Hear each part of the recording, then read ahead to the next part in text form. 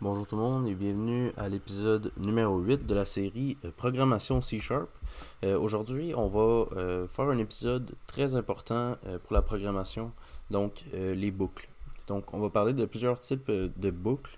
Euh, les boucles étant des opérations qu'on peut faire pour répéter du code un certain nombre de fois ou jusqu'à temps qu'une condition soit atteinte.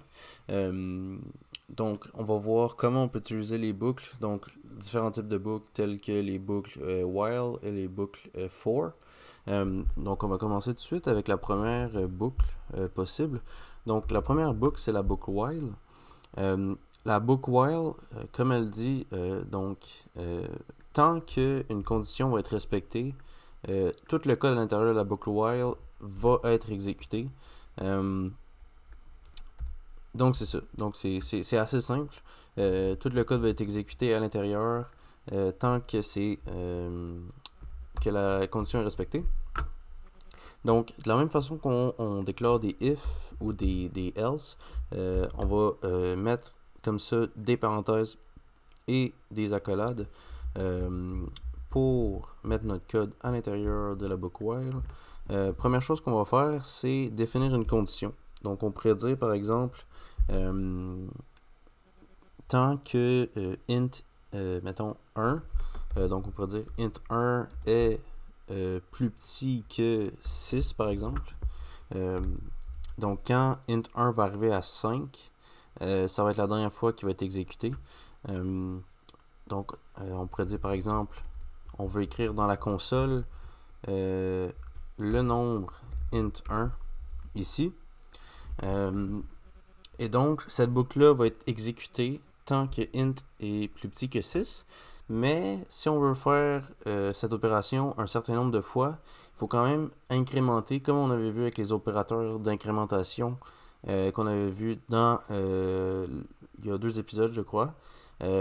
Donc, ce qu'on va faire, c'est qu'on va vouloir augmenter, donc incrémenter le int 1 pour que un jour on puisse sortir de cette boucle, parce que sinon on va continuer de tourner dans la boucle sans arrêter.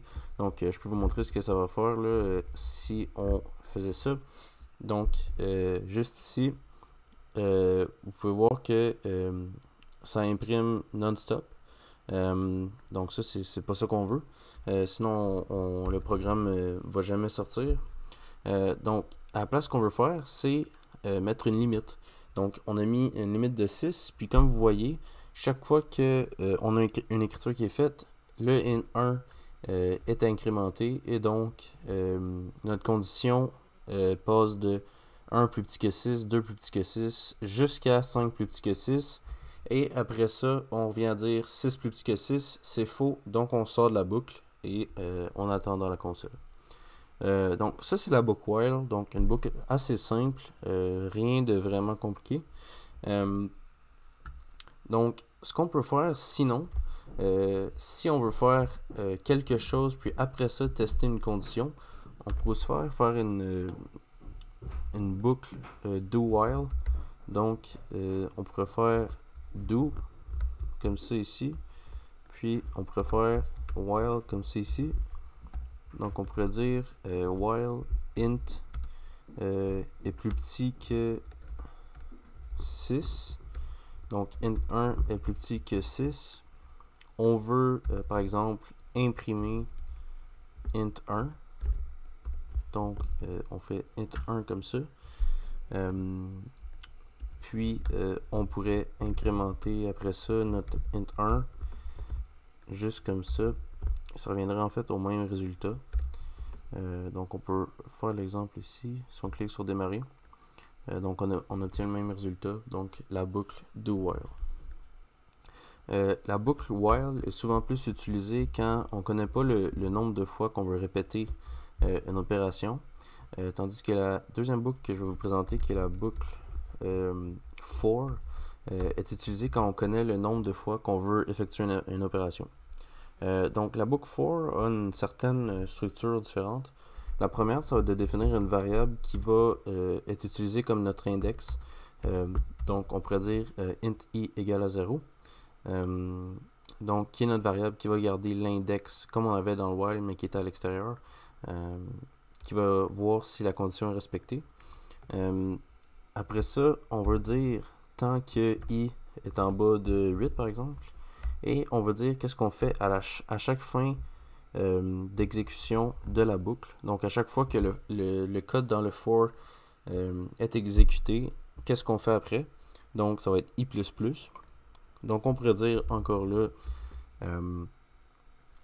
par exemple, on pourrait dire écris-moi i, comme ça. Puis là, on n'a pas besoin de faire une incrémentation dans notre code parce qu'il est déjà fait dans le paramètre ici. Donc, c'est ça qui est bien avec la boucle for, c'est que c'est plus propre et on a une variable de moins écrite. Donc, on peut faire l'exemple ici. Donc, comme vous voyez, ça imprime jusqu'à 7. Puis après ça, la condition est plus respectée. Donc, on va sortir de la boucle. Donc, pour les boucles, c'est pas mal ça. Après ça, vous allez pouvoir faire plusieurs choses. Donc, vous avez plusieurs fonctions utiles que vous pouvez utiliser dans vos boucles pour vous permettre de faire certaines opérations. Donc, par exemple, on pourrait faire quand même des additions. On pourrait faire toutes sortes d'opérations. Par exemple, aller chercher des éléments dans une liste. Donc, qu'est-ce qui est bien, c'est qu'on a un index ici. Donc, le 0. Donc, par exemple, si on avait une liste, on pourrait aller chercher le premier élément, après ça le deuxième élément. Comme ici, par exemple, là, on pourrait se déclarer un string. Donc, un string qui va être égal à, par exemple, str égale salut. Comme ça.